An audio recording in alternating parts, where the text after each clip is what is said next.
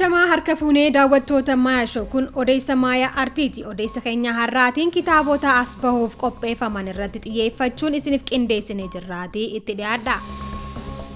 Kitaabni seenaa Magannee jedhuun moggaafame yeroo dhiyootti eebbifamuudhaan dubbistootaaf akka dhiyaatu odeeffannee jirra.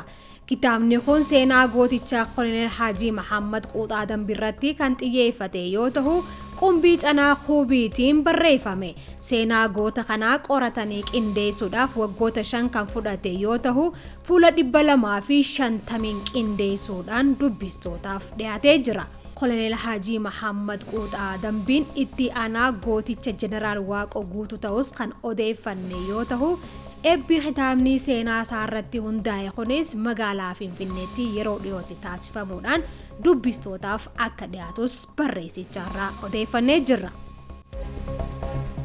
Haaluma wal fakkaatuun kitaabni asoosama dheeraa Aagii jedhuun moggaafamee fi Baay'isaa Nuguseetiin barreeffame dubbistootaaf dhiyaachuuf ta'u odeeffannee jirra. Qabiyyeen kitaaba asoosama dheeraa kanaa aadaa fi duudhaa irratti hundaa'uun dhugaa galchuu irratti xiyyeeffachuu isaatis odeeffannee jirra. Odeessi keenya kanumaa sagantaa Maayashoo waliin turtii gaarii. Ashamaa harka fuunee kabajamtoota daawwattoota Maayashoo kun sagantaa Maayaati. Sagantaan kun walta'iinsa maltiimiidiyaa Siinqee fi OBN waliin ta'uudhaan kan isiniif dhaleeffamu. Har'aan tanagaa akkuma beekamu istuudiyoo keenyatti argamneeti jirra. Dursinee odeessa Maayaa Aartiitiin irra busneeti. Amma immoo ogeeyyoota hayyoota lama wajjin as istuudiyoo Maayaa keessatti argama. Kaadhimama Dooktaraa Tashooma Qaabataa fi akkasumattis Dooktar Dajanee Tsaggaayedha as istuudiyoo Maayaa keessatti na waliin jirani. Isaanirraa waa hedduu baranna. Waa hedduu walirraa qicanna jeetiin as istuudiyoo Maayaatiin affeere.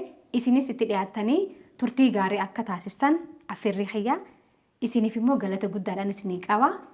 Kan jiru wal argaa baga wal agarree. Baga wal agarree. Galatooma baga wal agarree. Isin immoo daawwattoota Maayashoo waliin wal bara.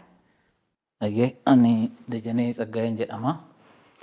Barataa waggaa 3ffaa waggaa 20 irraa ture yeroo mana barnootaa Yuunivarsiitii Finfinnee irraa ari'amnu sanii amma immoo achumatti barsiisaa ta'een hojjechaa jira jechaadha Yuunivarsiitii Finfinnee. Achumatti barsiisaa jirta? Waaw, hayyee. Anis Tashooma Qaabataan jedhama. Yeroo sana anis waggaa 3ffaa turre nuti baachii tokko turre. Yeroo dhimma Finfinneef jecha mana barnootaa irraa ari'amne barataa waggaa 3ffaa Staastiksiin barachaa ture. Mooraa Rakiiloo waliin turre jechuudha. Amma immoo Yuunivarsiitii Jimmaa barsiisaa jira. Barataas ni jira. Hayyee. Hedduu takka wal faadhaa galatoomaan isiniin ja'a. Miiliyoona 7 muraasaan dura sagantaa addaa tokko qopheessanii turtanii yaadannoo waggaa 20ffaa barattoota Yuunivarsiitii Finfinnee irraa ari'amanii jechuudhaan sagantaa addaa tokko qopheessanii turtan. Meef duuba deebinee hamma tokko irraa yaadannee deebinu? Amma barsiisota yeroo san barattoota turtanii waanuma feetanirraa waan yaadatanirraa hawumsa godhanneeti gara haasoo keenya deemna jechuudha. Yesuun usti maabali jedheeti kan ibse mataan mootummaa bara sanaa jechuudha. Kun impaaktiin falmii keenyaa maal akka fidu osoo beekanuu beekatuma xiqqeessuuf waan godhame bara sana. Innaa sana mormuun keenya magaalaa guddittii sanas akka bakkatti deebi'uu taasise. Eegasii waa'een abbaa biyyummaa Oromoo Finfinnee irratti qabus gaafii ta'urra baraarame jechuudha. Kanaaf falmii yoo sana goone namallee itti dhabnu wareegama qaamaa qalbiillee itti kaffallu waan inni fide guddaa waan ta'eef sana yaadachuuf yeroo darbe ijoolleen bara sana hirmaannaa akkasii godhan waggaa 20 booda akkuma facaanetti hafne by the way hanga waggaa 20 kana wal dubbisuun hin turre namuu garuma jiruu ofiitti deddeebi'ee gariin immoo waggaa 6-5 dura immoo haalli sun hunayyamu isaasis immoo jireenya dhuunfaatti fiffigamaa turame. Kanaaf waggaa 20 guutuu keenya yaadannee waliin ollee hedduu waliin mirqaanaa turre jechuudha. Akka kana duraa sana doorsisaa fi waan kanatti hin deebinaa jedhanii afaaniin qofa dubbachuun gahaa ta'ee mul'anne maaliif meeshaa kaafadhaa jedhamaniiru. Kun immoo gurraa qabna. Warrummaan kaabineen Oromiyaa keessa jiran mataan isaaniitu waan kanatti hin quufne yaa gubbaarraa ajajitti dhufedha malee ka'aniituma Adaamatti galuu kana fedhii isaaniin turre isaanumtu jechuudha. Nullee sanuma sappoortii goone akka barataatti nuti viiktimaa taanu malee waan sun mormiin sun kan waliigalaati. Nuti egaa humni yeroo sanaa dargaggeessa nuyi waan nutti fakkaatu waa'een barachuu waa'een maalii isa kana dursa kennine jechuudha. Yaa umurii dargaggummaa sanatti waan hunda fuuldura buuta waan ta'eef. Santu ta'ee sanuma mormine mormiin suni dhugumatti jijjiirama guddaa fide magaalaa guddittii Oromiyaa isaa Adaamaatti godaanaa jedhaman san waggaa jajjaan gonne keessatti gara Finfinneetti akka deebi'amu ta'e falmii sanaan nullee ari'amne jechuudha mana barnootarra. Waan falmii sana falmineef mana barnootarraa ijoolleen 400 siqnu al tokko ari'amne yuunivarsiitii Finfinneerraa dhalataa Oromoo qofa warri ta'an jechuudha. Sirna yaadannoo sagantaa kanarratti dhaabbileedhaa fi namoota dhuunfaafis hoggaanii fi galata galchanii fi badhaasan argee. Mee eenyufaadha isaanii maaliif badhaafaman? Gaafiin jooyyoo keeroo. Namootni gaafa san badhaasne akkuma sooshaal miidiyaa fi televizyiinii irra argitan sanii kan nu badhaafne guyyaa san garee lama. Inni tokko gaafa akkasitti sirni nama nyaataa sun bosona keessatti gadi nu ari'u kan horii hin qabne Oromoota Finfinnee jiraniif gara biraatti walitti qabee lubbuu teenna akka bayyanannee har'a kennu godhe waldaa Macaaf Tuulamaa ture ni jalqaba. So nama oolmaa gaarii nu oole ni irraanfannu jennee dhaabbata san kan badhaafne tokko isa.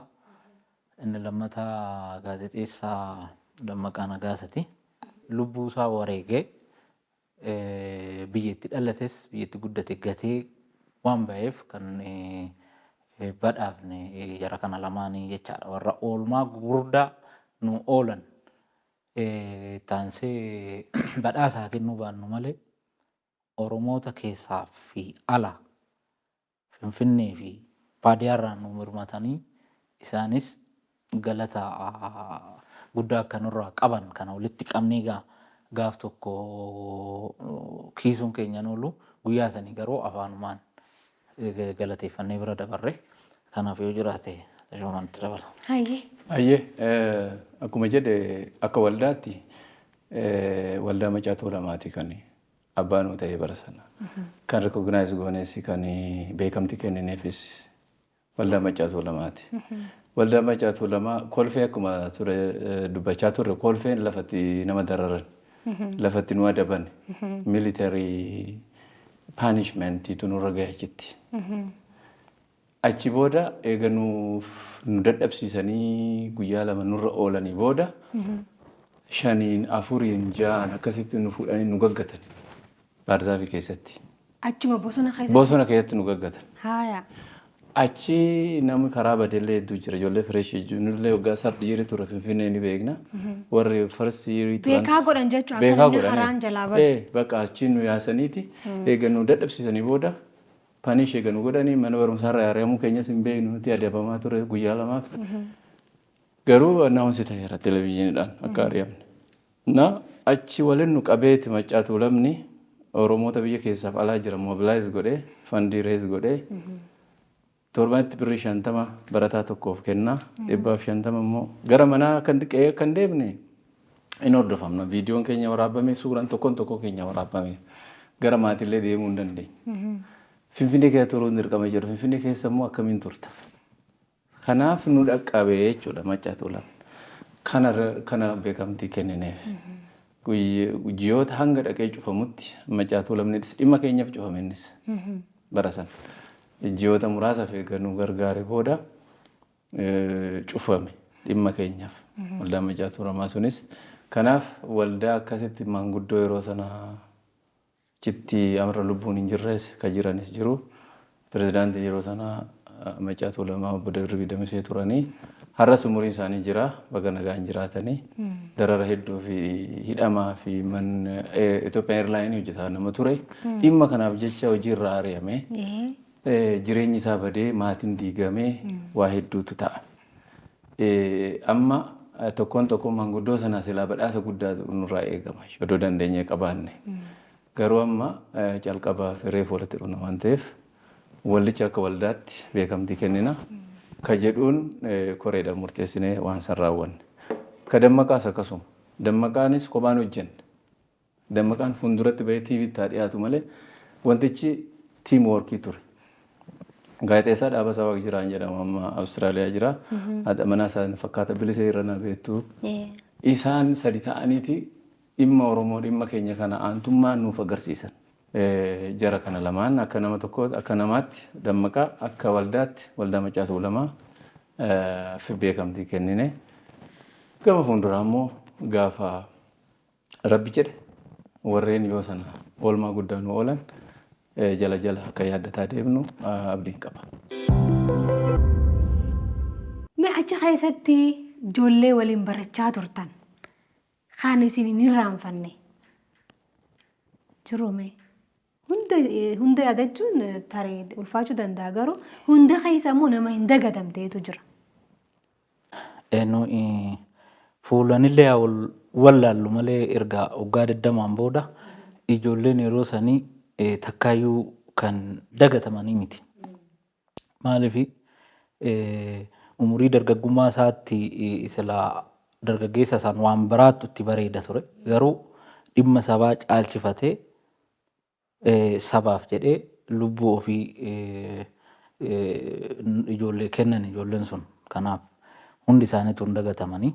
Akkuma atuu jette immoo amma keessaa isa jedhuuf kan hundi keenya yeroo deemnu bakka deemnutti hin irraanfanne ijoollee hiriyoota keenya sababa kanaan nu biraa kufan jiru. Ijoolleen mana hidhaatti reebicha guddaa irra ga'een kan du'e Gaaddisaa Hirphee kan wareegame Gaaddisaa Hirphasaa achuma Finfinnee keessatti mana hidhaatti reebameeti kan du'e.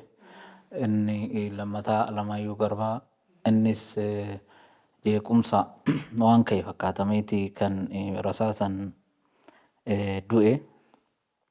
Ijoolleen biraas jiru kan du'a uumamaatiin du'an kan kara bosonaa deemanii illee achitti lubbuun isaanii darbe jiru. Isaan kun yeroo hundaa warra nu keessaa hin banne ta'aniiti fudhanna akka lammaffaa irratti. Sadaffaa immoo akkuma siin jedhe garee isaan keessaa kana jettee wanti baaftu hin jiru.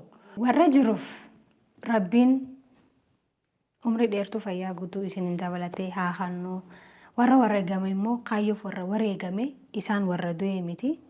Rabbiin jannataan haa qananiisu hin jaan akka nama tokkootti. Biyya kana keessatti keessumattuu yuunivarsiitiiwwan biyya kana jiran addatti immoo yuunivarsiitii Finfinneen hoggaa ka'u qabsoon barattoota yuunivarsiitiidhaa maqaan adda durummaadhaan ka'a jechuudha.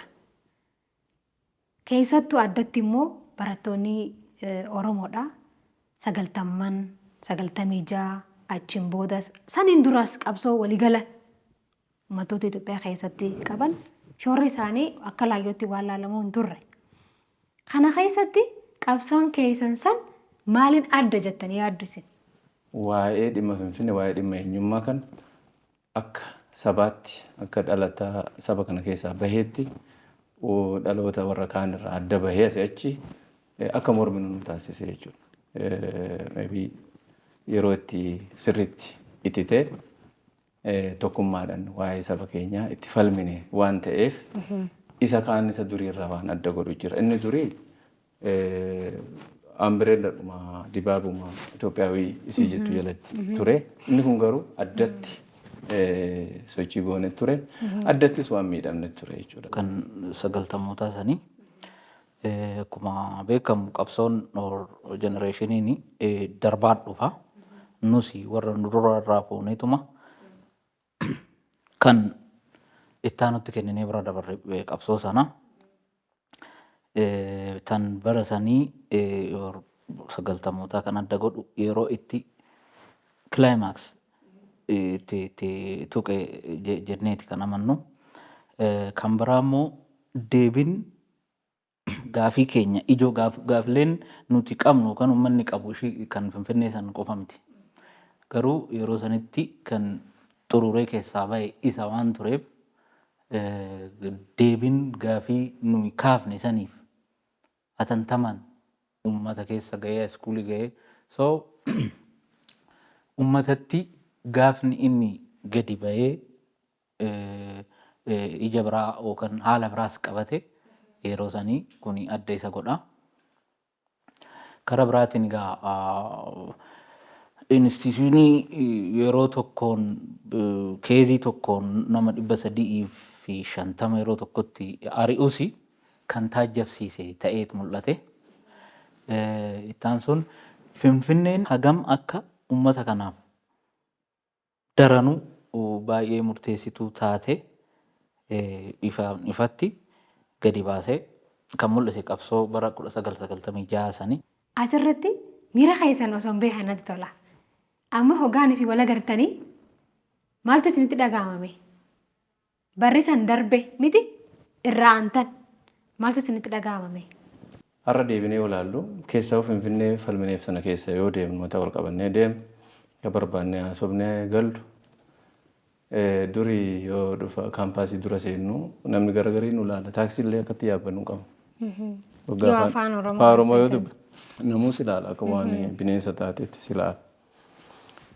Kanammoo kan godhu nama nan Oromoo ta'e qofa miti. Oromoon of hin beekne illee akkasuma godha. Sonarraa bilisoomee har'a Finfinnee keessatti har'a waa'een abbaa biyyummaa isaa, waa'een afaan isaa, waa'een mataa gadi qabachuu yaadamu. Jijjiirama dhaloota keenya umurii keenya kanatti argina jechuudha yeroo gabaabaa kana keessatti. Kanaaf of duuba deebinee waan kana laallu wanti goone sun sirrii ta'uusaa akka dhuunfaatti itti wareegamuu dandeenya. Akka hiriyoota hedduu qaqqaalii of biraa dhabuu dandeenya. Garuu immoo jijjiiramni amma lafarratti arginu kun nu boonsa, nu gammachiisa. Bagallee wareegamne nu jechisiisa. Kanaaf miira qabnu miira injifannooti jechuudha. Hayyee hedduu takka bareedaadha. Isin lameenuu haa barsiisota yuunivarsiitii. Kana jechuun if jalaa barattoota hedduu qabdan jechuudha. Bara isin barattoota turtanii fi barataa milana jiru kana hoggaaniif wal bira qabdan akkamiin madaaltan? Barataan yeroo san jiruu fi amma jiru amma yeroo san akkuma duratti sii kaase barataan yeroo sanii wal jaalataa akkasitti yoo waa'een sabaa dhufe waliin dhaabbataa barataa taanee waan argine yeroo sanitti jechaadha. Inni ammas saniin addan ta'u waan saniin adda ta'u natti hin fakkaatu. Waggaa 10 booda gaafa dhufu san akkasumatti wal faana cichanii gaafii sabaaf jedhaniituma kan lubbuun dhabes kan madaa'es haaluma saniin itti fufe waan ta'eef kun garaagarummaan barattoota Oromoo Yuunivarsiitii fi Haayiskuulii kan duriif kan ammaa teknooloojiin haa jijjiiramu malee ana tokkuma ta'ee natti mul'ata. Hayyee. Ijoollee 350 jedhamu sanaa oliyyuu hin ta'u koodichi 350 beekamaaf malee kana keessa hanga nama 250 aksas gooneerra walitti neetwoorkii taaneerra. Kan si dhibu ijoolleen gara 50 ol taatu har'a biyya alaatti kan jirtu asiin jirtu isaantu sappoortii nu godhe waan nama waan kanattiin qophii kanattiin qopheessinu qaamuma santu ofuma of danda'ee qophiidhuma ofirratti hirkannoo ture. Kanaaf ijoollee 350 san keessa almost gara 250 ol wal quba qabna jechuudha har'a. Alaa keessa. Kan ammoo guyyaa sana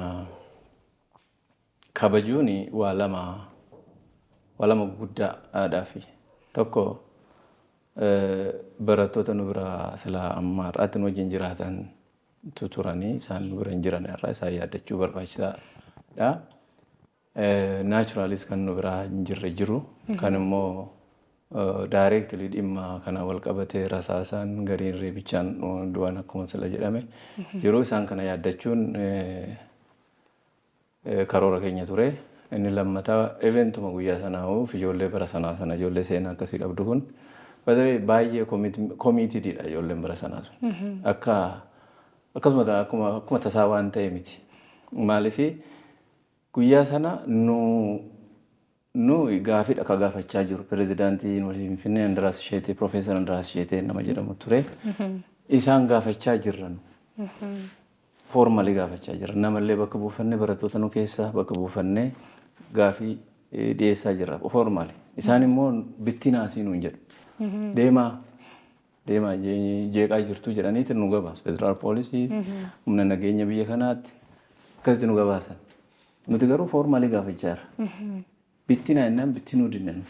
Waa cabsaan jirru, waa rukutaan jirru, jeeqaan jirru, naamusaan teenyee eegaa jirra. Deebii nu deebisaa yookiin deemnu asii kan jedhu ture.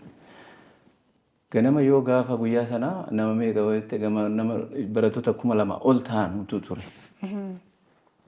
Osuma federaalli dhufaa jira jedhanii odoo nutti himaa jiranuu namni sodaattan deemaa. Namni qaama kanaan taanu jettan shakkitan deema. Nu garuu gaafii seeraa gaafachaa jirra, waa godhaan jirru, seeraan gaafataa jirra, hin deemnu asii. Warra jedhu walitti fedhi 350. Koomitimentii addaa ture jechuudha. Akkuma sirra jedhe kaan immoo isarraa yoo hafe karaatti itti makame immoo baay'ee jira. Nutis qaama kanaaf jedhanii jechuudha. Xiiqiidha jechuudha malee wanta biraa miti wanta madirqisiisu hin turrenna. Ijoollee kun hundatu wal simatee waan kanatti seene jechuudha. Kanaaf wal quba qabeenyi keenya wal mararfannaan keenya waan wal beennuuf hedduu koomitimentii qabnu waan wal beennuuf sirriitti wal yaadanna. Kanaaf amma namoota hafanillee yoo jiraatan ganuma gara neetwoorkii kanaatti fidaa jirra. Kana ofinnu immoo maaliif isa darbe qofa leellisnee deemuuf osoo hin taane har'allee waa buusuu hin dandeenya dhimma biyyi keenya keessa jirtu keessatti gahee nurraa eegamu taphachuu hin dandeenya hin jedhu waa walirratti abdannuuf wal barbaanne jechuudha. Isiniin booda egaa qabsoon guddaan qabsoo qeerroo fi qarreeti jeetii yaada. Kunis egaa keessumattuu qabsoo bilisummaa uummata keenyaa wajjin wal qabate taasifame keessatti shoora leencaa hanga jaamu danda'amu kanatti qaba. Saaniif nuti waa gumaachinee jirraa yaada joo qabdanii isin. Sagaltamoota akkuma isin jedhe egaa bifa jijjiirate saniin booda gara uummataa galuu qabe qabsoon kuni bakka amma tashooman kaase kana ka'ee uummatatti hin galee inni sun immoo raacetiin yeroo san kaa'e waan dafee wanni tokko dafee bilchaatu riphee gaafa waggaa 10 booda dhalachuu sochii biraa saniif kan bu'uura ta'e qabsoo sanii kan ammoo kan duuba ta'ee sochoosaa ture irra jireessa isaa dhalataa yookaan dhaloota yeroo saniiti. Kanatu adda isa godha. Walitti dhufeenyi isaa immoo kan kanaaf bu'uura kaase qabsoo keenya sanii jechaadha. Qabsoo bara 1996 isatu ijoollee qeerroo jedhee akka haaraatti as fide. Akkamitti fide? Yuunivarsiitii irraa bahee, haayiskuulii irraa bahee gara uummataa seenee gaafa 96 nu ari'amnu barataan kun hundii fi yuunivarsiitota biraarraa kan ari'aman baay'ee turan. Akka keenyaa sanitti baay'ee illee haa ta'uu baatan malee 10, 20, 15 ta'ee aga iskuulitti kan ari'ame barattoota baay'eetu jiru. Kun egaa yeroon isaa miid simisteerii irratti ture. So haga waggaa lammaffaa yeroo sanitti gaappii walumaa naannoo waggaa tokkoo qabna ture. Yeroo sanitti maaltu ta'ame? Akkuma isin jedhe isaan ariine jedhanii yoo shubbisan nusi shubbisa keenya eegalle deebii isaaniitiif. Kanaaf ijoollee barsiisuun ittuma fufe. Dur ganna ture. Amma immoo ji'a amajjiirraa kaasee hanga onkololeessaa yookaan sadaasaa dhaloota qaruutti deemna. Qabsoo kana hubachiisutti barataan kun hundi bakka deemetti aanaa deemetti ganda ga'etti kana lafa qabachiisutti galee jechaadha. Kuni maaliin wal fakkaata? Jecha jeneraal Waaqoo guutuu jedhan sanii gabrummaa yoo dandeenye iddaan buqqifnaa yoo dadhabne ilmaan itti guddifnaa an jedhe san 96 barataan kutaa tokko waggaa 10 booda meeqa gala? Kutaa 10 galeera. Tan 10 hojiitti seeneera. So dhaloota kanatu wal dudubbisuu qabe. Jabanni isaas garamitti deeme jabana nootbuuk irraa gara feesbuukii dhufe.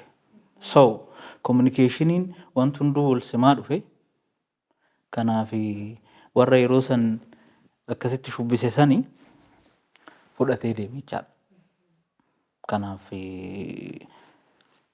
bu'uurri guddaan yeroo san kaa. Qabsoon keenya lafatti naafne inumaa sandaran ta'eeti injifannoo olaantuudhaaf raacii taaneedha kan jechaa jirtan. Hedduu nama gammachiisa. Yeroo sanitti garuu ofishaalii xalayaadhaan eenyutu isin yaaree? Beektu qaama isin yaaree? Egaa Yuunivarsiitiidha moo ministeera barnootaadha moo mootummaa naannoo Oromiyaati moo eenyutu aangoo qabaachuu ture yeroo sanitti isin yaariidhaaf? Yuunivarsiitiin Finfinnee annaawunsaa godhu malee ari'amaniiru waggaa tokkoof adabamaniiru warra akkasii immoo for good ari'amaniiru jedhee haa beeksisu malee yuunivarsiitiin haa beeksisu malee kan duuba waan kana murteessu eegas yoo qorannu dhaabbatuma tika biyyattiiti. Sadarkuma walitti murtaa'ee gara caasaa mootummaa of jalaa qabaniin annaawunsi ta'e. Egaa murtiin murtaa'ee booda kan I think yoo sana itti gaafatamaan dhaabaa dhaadhi'oo abbaa duulati pirezidaantii naannoo Oromiyaa immoo obbo Joneddiidha. Isaan itti himame malee ofiisaa disishinii san keessa waan jiran jennee waan yaannu miti. Kanaaf qaamni nu ari'e qaamuma yoo sana biyya ammatummaadhaan abbummaadhaan bulchaa ture TPLF jennee tamanna. Karaa eenyutiin dubbatameen waan biraati. Kan murtii san fudhate garuu TPLF. Akkasumatti quba qabna. Eegas illee kan qorannee irra geenye kanu. Carraa kanaan gaa kabajamoo pirezidaantii mootummaa naannoo Oromiyaa duraanii obbo Junaddiin Saaddoodha. Bakkuma amma isin taa'aa jirtan kanatti keessummaa kiyya ture torbaan muraasaan dura keessumaa maayaashoo turanii akka carraa ta'e dhimma keessanii wal qabate yaada tokkotu ka'ee ammaan duras dhifama gaafadheera. Arras irra deebi'ee immoo dhaammachuun barbaada. Mucucoo afaaniitiin miti malee ani waan nama murteessuu danda'us miti. Ani hojiin kiyya waan biraati. Rakkoon keenya inni guddaan rakkoo isaan uuman san nuti fudhannee irratti haasa'uun keenya hanqina keenya ture. Malee nuti isaaniin ari'uudhaafis aangoos hin qabnu ministeera barnootas miti jedhaniiti irra haasa'u turan. So ani amma maal jettammee isin yaada kanarratti jechuudhaan barbaade sila akka yaada kiyya. Oromiyaa yeroo sanii obbo Junaddiin egaa isatti hin deebinu amma ka'atu kaafteerta. Ani wanti inni akkas jaanii waan jiraniif yaadni keessan maali? Maaliif jedhee yeroo tokko nuti miidiyaarra jirraa miti? Ani akka yaada kiyyatti isinirraallee waan beeku namni ifatti bahee bakka dhiifama yoo jee namni maaltu jira dhiifamaarraa wanni aanuun jiru jee yaada. Kanaafin ergan isin argadhe naafi isin waliin beeku akka tasaa walagarree wal barre eega wal barree booda immoo mee kottaatii dhimma kanarratti eega rabbiin isin jiraachise isin warra seenaa qabu irraa haasofna jeetiin isin affeere. Eega isin affeere isinuu haastan immoo isaanuu akkas jechaa turan isin maal jettanii gaaffii kiyya turte jechuudha. Gabaabumatti nuti jennu nuti isaanuu fixaniiru. Nuti kana murteessuu hin dandeenyu. Deebinus murtee kanas dabarsuu hin dandeenyu jedhanii kuni akka gaariitti ibsanii dhiifama isaanii ani akka dhuunfaatti dhiifaman godhaafi rakkoon hin jiru garuu garee isaan bakka buunee nu. Osoo wal agartanii guyyaa tokko amma yoo rabbiin nu jiraachise marraatti aanuti sagantaa waggaan fi qopheessitan isaanillee osoo affeertan gaarii. Ayyee waan gaarii kaaftee asitti inumaayyuu waan Kana dura nu itti yaadnee kaafte. Miilana koree keessa iyyuu ijoolleen tokko tokko immoo teelegiraam guruup irratti waan calaqqisiisaa turantu jira. Sagantaa kanarratti obbo Junaidii nu affeeraa jedha namni gariin. Namni gariin immoo itti quufan qaban. Namni gaa walii garagaraa miire. Kanaaf miila nama yaa turani yeroo biraa yoo lubbuun rabbi jedhe yoo lubbuun jiraatte taateen akkanaa kunis eventii gara fuulduraa qopheessinu hedduun jiraachuu waan danda'uu fi marroottaa nutti gochuu dandeenya jenneeti hooldi goone malee fedhiin akkasii tureera. Kuni kan godhamuuf maaliif laphee dhiifamaa sanaaf namni ifuma ifa baasee amantii garaagaraa keessa jiran illee rabbii jedhanii waaqaa jedhanii nama miidhe dhiisuun gaariidha ejjennaa warri jedhanii qabantu jiran. By the way obbo Junaidiin maqaa fuudhan malee akkuma jedhan mucucaa afaanii malee maddi rakkoo isaan miti. Maddi rakkoo isaan miti. Isaanuu dhimma kana 92 kaasee aga 96 sanatti keessa mormaa akka turan quba qabna. Dhiifama gaafatanii uummata Oromoo gaafatanii kanaaf haala isaan itti ibsan santu nu qabe kanaaf nu dhiifneera gareen kunis egaa dhiifama tiimiin kun garee mo'ataa fi mo'achuutti amanu waan ta'eef dhiifamaan bira darbuu fi danda'u jedhee ni yaada gareen. Hedduu takka galatoomii kabajamtoota daawwattoota Mayaashaa kan daawwachaa sagantaa Mayaati. Sagantaan kun walta'iinsa maltiimiidiyaa Siinqee fi OBN waliin ta'uudhaan kan isiniif dhaleeffamaatiin jiru.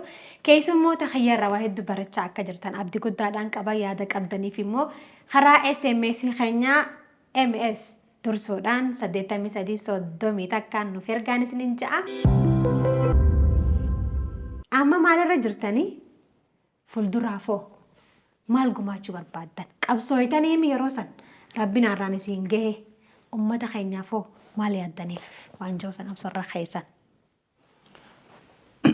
Ayyee namugaa miseensonni barattoota bara sanaa hunduu har'a mataa isaa of danda'ee jireenya dhuunfaa isaa jiraataa jira. Bakka garaagaraa jira ga'umsa adda addaatu jira. Sadarkaa barnootaatiinis warri hedduu fagaatan jiru. Muuxannoo bara waggaa 20 warra qabantu qabu hundi keenya dabalatee jechuudha. Kanaaf gara fuulduraa akkuma kaleessaa sana aantummaa kaleessa waliin aantummaa sabaa argisiifne waliin dhaabanne arras yoo walitti dhufne walirratti waan abdannuuf gurmoofnee waan uummata keenya irraa rakkoo hir'isu waan rakkootti dabalu miti waan rakkoo hir'isu irratti bobba'uuf waa karoorfannee jirra. Gama fuulduraa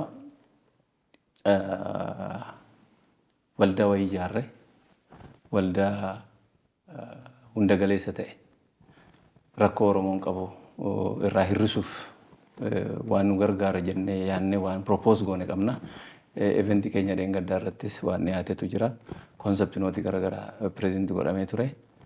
Muuxannoo fi beekumsa har'a dhaloonni sun qabuun fi warri kaanis nuti ofiin qopheessinu dhaloonni kun waan dhaloota hammatu dhaloota nu duraas nu boodas waan hammatu ijaarree akkuma kaleessa uummataa fi waa gochaa turre waa gumaachaa turre itti aansinee ammas waa gumaachuu hin dandeenya an jedhu amantaa walirratti waan qabnuuf dhaaba wayii dhaaba hawaasummaa ijaaruuf sochii irra jirra. Kanammoo yeroo dhiyootti milkeessinee gara hojiitti hin baanaan jedhu abdii qabna. Ayyee Dooktar waan dabalatu qabda. Anillee baay'een qabuun sirriitti kaa'eera. Akkuma inni jedhe garee walitti abdatu kana garee xiiqidhaaf saba isaatiif hojjetu kana garee jiiluu hin beekne kana maaliif akkasitti teenyee ilaallaadhaan kan waggaa 20 booda walitti finne yeroo umurii ijoollummaa dargaggummaa saniin namni sabaa yaadu amma kaapitaala waggaa 20 keessatti immoo uummata keessa seenee kuufate kana walitti finne akkuma jaalli koo jedhee waan akka asooseeshinii gugurdaa yoo xiqqaate ijoollee barataa qabsoo kana keessatti qooda qaban hammatee uummata keenya san uummata gaafa san nu mirmate fi ammas nu mirmateenis hundaa galeessa ta'ee tajaajiluuf hojjetu tokko fi akka biyyattiitis roolii guddaa qabu tokko uumuuf sochii eegalleerra akkuma inni kaasee yeroo dhiyoo keessatti gara heeyyama fudhannee hojiitti galuutti qophiitti jirra jechuudha. Kan ammoo akka galmaan geenyu akkuma inni dhiigaa walitti amantummaa waan jiruuf sirriitti socho'aa jirra. Hayyee hedduu bareedaadha. Dhaloonni isaan dhaloota ajaa'ibaatiin ja'anii hoggaaniif waa irraa odeeffadhe. Waa'ee keessan hoggaan odeeffadhu dhaloota ajaa'ibaati.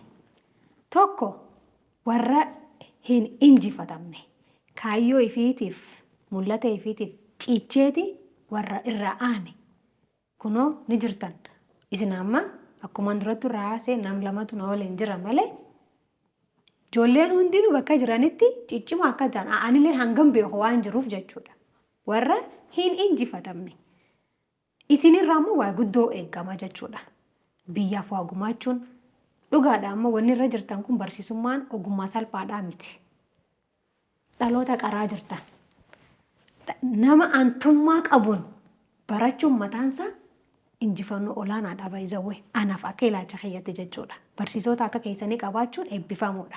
Gaggabaabsaatii irra nu haayaatii ni xumurra haasawa.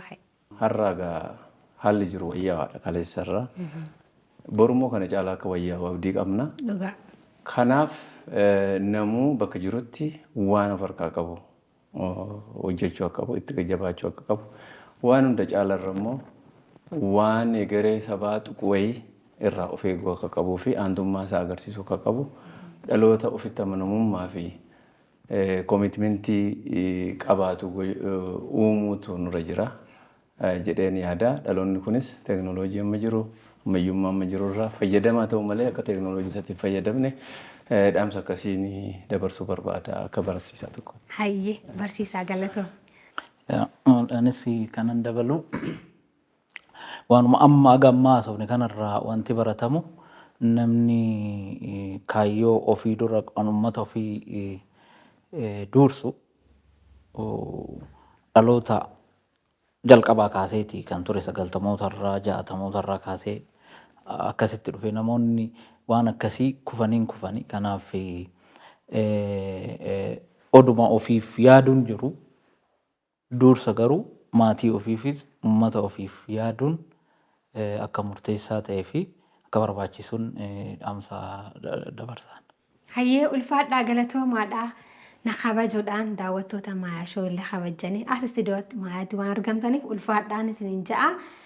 Umrii dheertuu fayyaa guutuu isin kannee uummata keessan kana caalaa akka tajaajiltanis rabbiin umrii isin faa dabaluun isiniin ja'a.